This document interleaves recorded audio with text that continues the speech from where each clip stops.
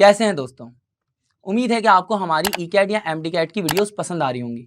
अगर आपने अभी तक हमारा चैनल सब्सक्राइब नहीं किया है तो कोने में मौजूद बेल आइकन को प्रेस कर दीजिए और साथ साथ में रेड बटन को भी क्लिक कर दीजिए ताकि हमारी वीडियोस आप तक पहुंचती रहें और आपकी तैयारी पक्की होती रहे।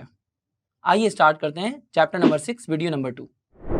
चैप्टर नंबर 6 वीडियो नंबर 2 के अंदर हमने सबसे पहली चीज़ जो डिस्कस करनी है वो है केसी और केपी के दरमियान में रिलेशनशिप्स। आप एक काम कीजिए कि केसी और केपी को एसोसिएट कर लीजिए रिएक्टेंट्स और प्रोडक्ट्स के साथ। हालांकि केपी का ताल्लुक प्रोडक्ट से नहीं है और केसी का ताल्लुक रिएक्टेंट से नहीं है, लेकिन इसके बावजूद हम इसको एसोसिएट कर लेते हैं ताकि हमें एमसीक्यू समझने में आसानी रहे। देखें, आप ऐसा समझ लीजिए, अगर रिएक्टेंट्स के नंबर ऑफ मोल्स ज़्यादा हैं, रिएक्टेंट्स के नंबर ऑफ मोल ज़्यादा हैं तो केसी की वैल्यू ज़्यादा होगी, और अगर प्रोडक्ट्स के नंबर ऑफ मोल ज़्यादा हैं तो प्रोडक्ट्स के नंबर ऑफ मोल ज़्यादा होने पे केपी की वैल्यू ज़्यादा होगी। अगर दोनों साइड पे नंबर ऑफ मोल्स बराबर हैं तो केसी और केपी बराबर हो जाएंगे। तो हमारे पास लेट से 3 इक्वेशंस हैं। सबसे पहली इक्वेशन है N2 + 3H2 और आगे जाके ये कन्वर्ट हो रहा है 2NH3 के अंदर। एक और इक्वेशन है 2SO3 और यहाँ पे सल्फर ट्राइऑक्साइड जो है वो डिसोसिएट हो रहा है सल्फर डाइऑक्साइड में और ऑक्सीजन गैस में। और इसी तरह से एक और इक्वेशन है H2 + I2, आगे जाके ये कन्वर्ट हो रहा है 2HI के अंदर। देखिए, फर्स्ट इक्वेशन में हमारे पास N2 + 3H2, अगर आप रिएक्टेंट्स की साइड के मोल्स देखेंगे तो रिएक्टेंट्स में हमारे पास मोल्स हो जाएंगे 1 + 3 4 और NH3 के मोल्स हो जाएंगे हमारे पास 2। लेकिन रिएक्टेंट्स के मोल्स ज़्यादा हैं और प्रोडक्ट्स के मोल्स कम हैं, तो यहाँ पर आप ये कह सकते हैं कि केसी की वैल्यू ज़्यादा होगी और केपी की वैल्यू कम होगी। इसी तरह से अगर आप रिएक्टेंट्स में देखेंगे तो रिएक्टेंट्स में हमारे पास मोल्स हैं 2 और प्रोडक्ट्स में हमारे पास मोल्स हैं 2 + 1 3। देखें, अगर आप यहाँ पर देखेंगे तो प्रोडक्ट्स के मोल्स ज़्यादा हैं और रिएक्टेंट्स के मोल्स कम हैं, तो यहाँ पर केपी ग्रेटर हो जाएगा और केसी स्मॉलर हो जाएगा। इसी तरह से अगर आप बात करेंगे हमारे पास थर्ड इक्वेशन में, तो थर्ड इक्वेशन में आप फोकस करें अगर तो H2 + I2, H2 के भी 2 मोल्स हैं, मतलब H2 + I2 वाली साइड पे, रिएक्टेंट वाली साइड पे भी 2 मोल्स हैं और HI के भी 2 मोल्स हैं। दोनों साइड पे नंबर ऑफ मोल्स बराबर हैं तो केसी बराबर हो जाएगा केपी के। तो यहाँ पे हम लोगों ने रिलेशनशिप्स ऑफ केसी और केपी को हमने डिस्कस किया। अब नेक्स्ट हमारा टॉपिक है केएसपी सॉल्युबिलिटी प्रोडक्ट। देखिए, केएसपी से रिलेटेड ज़्यादा सवाल एमडीकैट के अंदर नहीं आते, ना ही तो ईकैट के अंदर आते हैं, तो इसलिए हम इसकी बेसिक चीज़ों को समझ लेते हैं और आगे बढ़ते हैं। सबसे पहले केएसपी की अगर हम लोग बात करें, देखें केएसपी से मुराद क्या है। केएसपी यह है कांस्टेंट ऑफ सॉल्युबिलिटी प्रोडक्ट, या जिसको हम सिर्फ सॉल्युबिलिटी प्रोडक्ट भी कहते हैं। अब देखें, केएसपी का फॉर्मूला होता है, केएसपी बराबर होता है सिर्फ कॉन्सेंट्रेशन ऑफ प्रोडक्ट्स के, यानी कि सिर्फ प्रोडक्ट्स की कॉन्सेंट्रेशन को हम मल्टीप्लाई करते हैं, रिएक्टेंट्स की कॉन्सेंट्रेशन से हम इसको डिवाइड नहीं करते। KSP is equals to concentration of products. अगर हमारे पास एक इक्वेशन है, लेट से हमें गिवन है Ag + AgCl और AgCl आगे जाके कन्वर्ट हो रहे हैं Ag+ और +Cl- के अंदर, तो यहाँ पे केएसपी निकालने का फॉर्मूला हो जाएगा KSP equals to concentration of silver के आइंस यानी Ag+ के आइंस और मल्टीप्लाई बाय क्लोरीन के आइंस Cl- के आइंस। इनकी कॉन्सेंट्रेशन को हम मल्टीप्लाई करेंगे तो हमारे पास केएसपी आ जाएगा।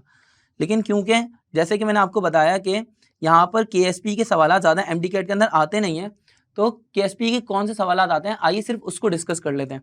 देखें, केएसपी से रिलेटेड जो प्रॉब्लम्स आती हैं वो सिर्फ ये प्रॉब्लम्स आती हैं कि अगर केएसपी की वैल्यू ज़्यादा है तो सॉल्युबिलिटी ज़्यादा होगी या कम होगी वगैरह वगैरह। तो आप इसको ऐसे समझ लें कि हमारे पास 4 ऑप्शंस गिवन हैं और 4 ऑप्शंस में हमें केएसपी की 4 वैल्यूज़ गिवन है और केएसपी की 4 वैल्यूज़ में आपने ये देखना है कि कहाँ पर केएसपी की वैल्यू सबसे ज़्यादा है।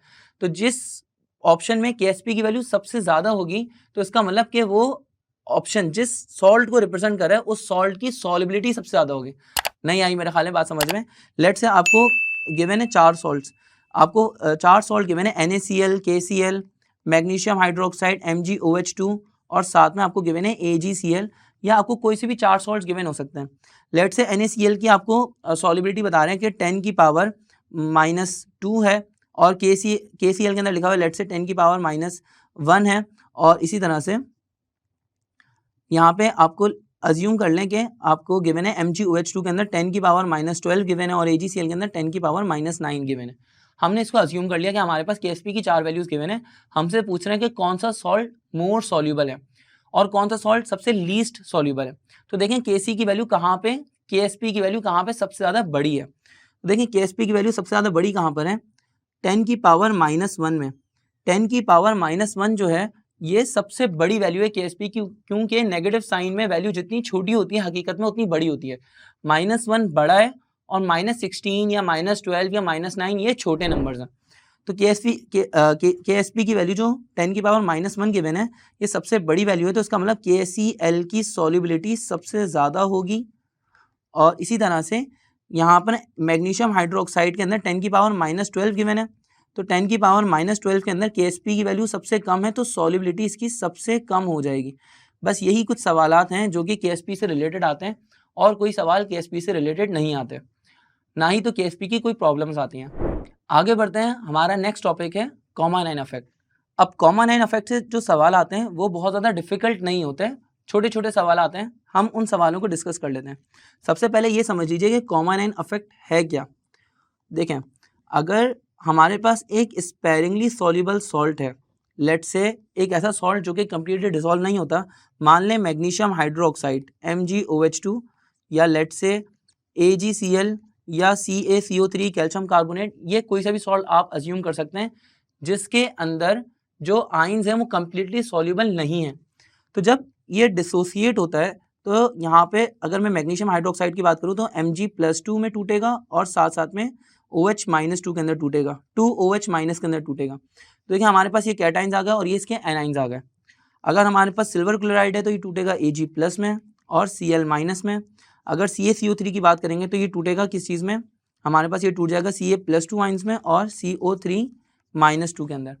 अब देखें हमारे पास ये जो सॉल्ट्स हैं ये सॉल्ट्स अपने अपने रिस्पेक्टिव आइंस के अंदर टूट चुके हैं, कैटाइंस में और एनाइंस में। अगर मुझे इसमें कैट आइन या ये सॉल्ट प्रेसिपिटेशन की फॉर्म में एज इट इज़ वापसी चाहिए, तो मुझे क्या करना पड़ेगा, इस सॉल्यूशन के अंदर एक कॉमन आइन ऐड करना पड़ेगा। अब ये कॉमन आइन कैसे ऐड होगा, लेट्स से हमारे पास मैग्नीशियम हाइड्रोक्साइड है, मैग्नीशियम हाइड्रोक्साइड के अंदर आप NaOH ऐड कर दें।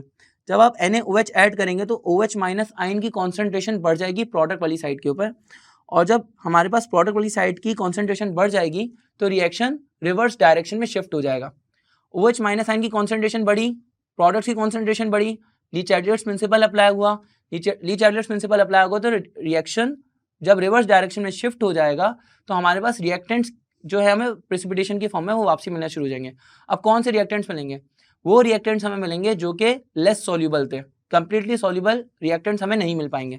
जैसे कि अगर हम NaOH की बात करेंगे तो Na+ आइन या NaOH जो ये ज़्यादा सॉल्युबल है तो ये हमें नहीं मिलेगा प्रेसिपिटेशन की फॉर्म में। हमें क्या चीज़ मिलेगी, हमें मैग्नीशियम के कैटाइंस मिलेंगे या हमें मैग्नीशियम हाइड्रोक्साइड जो होगा वो वापसी प्रेसिपिटेशन की फॉर्म में मिलना शुरू हो जाएगा। इसी तरह से अगर हमने AgCl को डिसॉल्व किया था तो अगर हमें वापसी सिल्वर क्लोराइड वापसी चाहिए प्रेसिपिटेशन की फॉर्म में, या सिल्वर के आइंस हमें वापसी चाहिए प्रेसिपिटेशन की फॉर्म में, तो हम इसके अंदर एक कॉमन आइन ऐड कर सकते हैं जैसे कि NaCl वगैरह। अब NaCl ऐड करने से हमारे पास क्लोरीन के आइंस की कॉन्सेंट्रेशन बढ़ जाएगी। जब Cl- आइन की कॉन्सेंट्रेशन बढ़ जाएगी तो प्रोडक्ट की कॉन्सेंट्रेशन बढ़ गई और डायरेक्शन रिवर्स हो जाएगी रिएक्शन की, और इसी तरह से हमें रिएक्टेंट वापसी मिलेंगे। रिएक्टेंट्स कौन से मिलेंगे, अगेन जो कि लीस्ट सॉल्युबल थे या लेस सॉल्युबल थे वो हमें वापसी मिल जाएंगे। मोर सॉल्युबल रिएक्टेंट्स हमें नहीं मिलेंगे।